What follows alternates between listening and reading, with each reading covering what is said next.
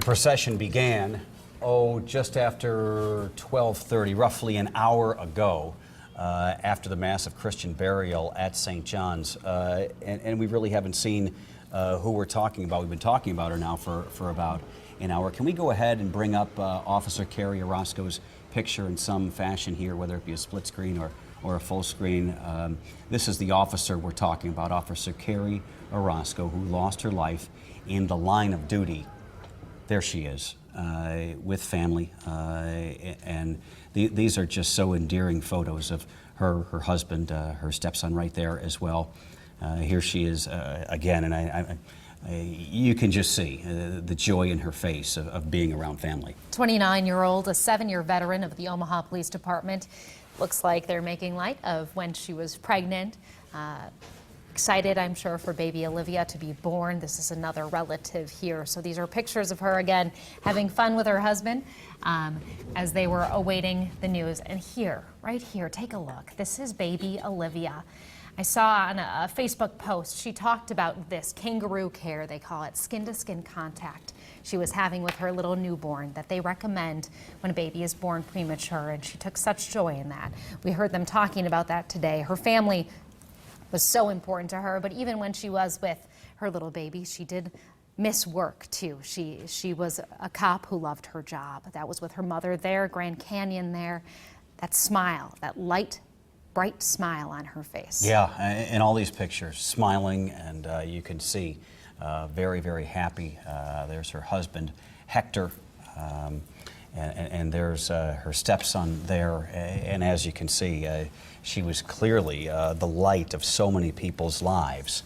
Officer Kerrie Orozco, 29 years old, lighter moment there as well. We mourn the loss of 29-year-old Kerrie Orozco as Omaha says goodbye in a very sad, somber, but yet patriotic and dignified fashion this afternoon. These pictures, as Chief Schmaner said, hopefully give you an idea, and you can catch a glimpse, was the phrase he used, catch a glimpse of Kerrie's life as a police officer, mother, friend, public servant, volunteer, Boys and Girls Club, Special Olympics, baseball coach, Coach K, they called her. There's a famous Coach K down at Duke, but here in the Omaha area, this is Coach K, and this was Coach K, and that's how they'll always remember her. We even interviewed a little boy over the weekend who said someday he might want to become a police officer, thanks to these examples set by Coach K, Kerrie Orozco. Another child we interviewed who was part of her team had said she was like a mom. I don't know if it can get stronger than that her team, the people she served, the people she coached, thought of her as a mom. I also watched an interview where she was talking about being a coach, and she said it wasn't until she showed up in uniform that some members of her team knew she was a cop. They didn't look at her that way. They looked at her as Coach K, and that is bridging that barrier that the chief was talking about today, that she was just a woman who loved children, who loved baseball, who loved to be around kids, who loved her community, and she happened to be an Omaha police officer, which was a huge part of her life, but they wove together. They were all part of the same thing, and I think that's what people saw when they met her, that she was just this great person who was also a cop. A guardian and friend of the community is how the chief also described her. Live picture here in Council Bluffs. You can see people have come out to pay tribute to this hero officer, many holding flags. You even see what appears to be a person in a wheelchair taking the time to come out. This gentleman right here, hand over his heart, patriotic. People with little ones right here, perhaps too young to understand, but important enough to be there on this day when Omaha and Council Bluffs both say goodbye to hero officer Kerrie Orozco. You're seeing the hashtag there on a couple signs, "We see you." That has come up because of unrest in our nation between the public and police officers. We See You is meant to be a tribute to officers, to let them know that we know you are doing good works. And that has been the tone we have seen throughout this entire thing. People saying, we support you, we see you, we know the good you have done, we know the good you are doing to those she leaves behind. This is a live look from the cemetery, St. Joseph Cemetery in Council Bluffs. You can see the procession is coming in. Again, a lot of vehicles as part of this procession. This is at St. Joseph's off East Canesville, where once the procession comes to a halt, there will be a ceremony, a graveside ceremony there as well, that we will bring you right here on KMTV. You see the hearse right there carrying the slain officer who was cut down in the line of duty last Wednesday at 30th and Martin. As the priest, Father William Bond, said, Officer Kerrie Orozco was at the in the vicinity of 30th and Martin, doing her job as a police officer, trying to make an arrest and trying to keep the community safe when that suspect turned and shot and killed her. As you can see, limousines as well as police vehicles are pulling into the cemetery.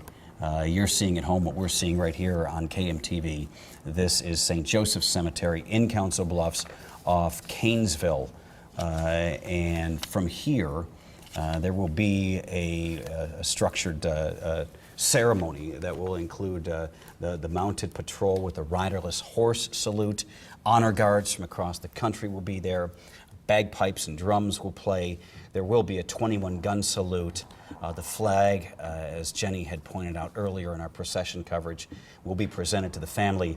Able 1 and the Nebraska State Patrol, Able 1 being the Omaha Police helicopter, will do a flyover in what is called the Missing Man formation. We know that yesterday, on Memorial Day, they were practicing that formation and sending out images on social media of that practice. And today will be, well, obviously the real thing. At the cemetery at St. Joseph's. Short time ago, right behind the horse, we saw, or right behind the hearse, we saw the mounted patrol and that riderless horse. So it is a horse without a rider, and there are boots in the stirrups that are placed backwards, and that is to signify the loss of an officer killed in the line of duty. You can see these limos now filing into the cemetery. We believe these are family members. Our reporter, KMTV reporter Rebecca Ray, is live at the cemetery. Becky, what are you seeing from your vantage point? Well, guys, as you saw, there is the mounted horse patrol as well as the bagpipes and the hearse here. In the distance, you can hear those bagpipes and Able 1 flying overhead. We are just seeing many cars filing in a very slow process. Like we mentioned earlier with Lindsay and Kevin along the streets, thousands of people are paying tribute to Officer Orozco today. So the procession was taking its time getting here so those people could properly say goodbye as the procession makes its way here. Now, the procession, the ceremony, will wait until everyone in the procession is here in the cemetery. That way, everyone who wants to properly say goodbye to Arasco will have that chance to watch her burial. Like I mentioned earlier, Kerrie was originally scheduled to give birth to her daughter Olivia. Today, Olivia was born premature. So Olivia, along with thousands of other friends and family, will say goodbye today. Here at the cemetery, the mounted horse patrol and the firing squad is ready to give that 21-gun salute, as well as a flag presentation that will be delivered to the family. For now, I'm going to toss it back to you guys. All right, Becky Ray for us at the cemetery. She said they will wait until the entire procession arrives there, which could take some time, obviously. The procession has snaked miles. Look at, this is 10th and Douglas back in Omaha. And so these cars and these mourners are still miles away from being at the cemetery. And as you can see, it is a very slow-moving, congested procession at this point, to be expected when you have more than 400 some odd vehicles taking part. So it'll be interesting to see as we get to the cemetery how they line the cemetery, because right, you can only fit so many cars in a space like that. Right, and if people will be parking outside of the cemetery and then walking their way in, because you're right, I mean, this is hundreds and hundreds of vehicles deep, the mourners that are coming to St. Joseph Cemetery. But we do know that the hearse carrying officer Kerrie Orozco has arrived at her final resting place, St. Joseph Cemetery in Council Bluffs. You see police officers on horseback there. We've seen police officers in cars, on motorcycles. We know that Able 1 is in the air as well as we reach about 1:45 on this Tuesday afternoon. You're watching KMTV Action 3 News in loving memory of Kerrie Orozco, the funeral for the fallen Omaha police officer.